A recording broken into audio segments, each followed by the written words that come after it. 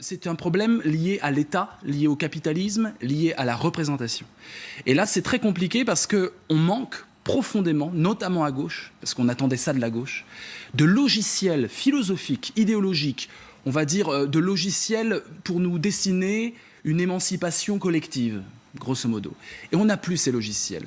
Les intellectuels de gauche sont tombés dans le particularisme, les cultural studies, les revendications identitaires, les minorités, etc.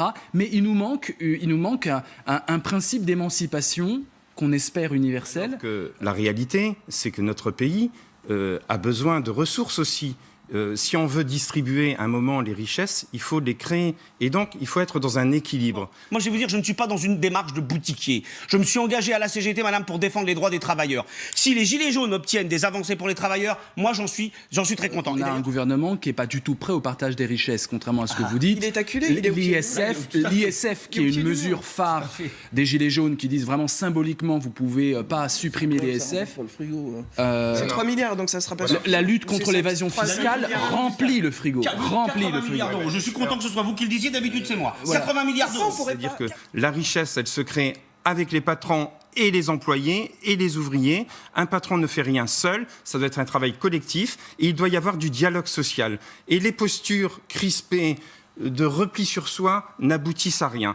Et il faut s'ouvrir les uns vers les autres, mélangeons-nous, vous avez raison. Et moi, j'ai beaucoup d'espoir dans le grand débat qu'il va y avoir dans les jours qui viennent. Le débat, il faut qu'il arrive. Vincent Cespedes. Alors, je vais vous dire, mais on aura l'occasion d'en reparler l'année prochaine. J'y crois pas un poil au grand débat, mais c'est une opportunité.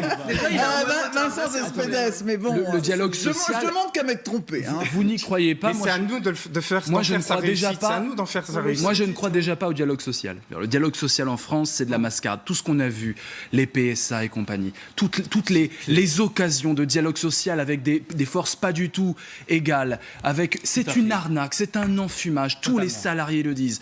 Et les Gilets jaunes, ils en peuvent plus. En Allemagne, ça marche. Ils en peuvent donc, comment vous expliquez ça? C'est ça qui est intéressant. Alors, attendez, on va prendre les syndicats allemands ne sont pas arrivés. Il y a eu des baisses de salaire, ils n'ont pas obtenu des augmentations de salaire. C'est le moment.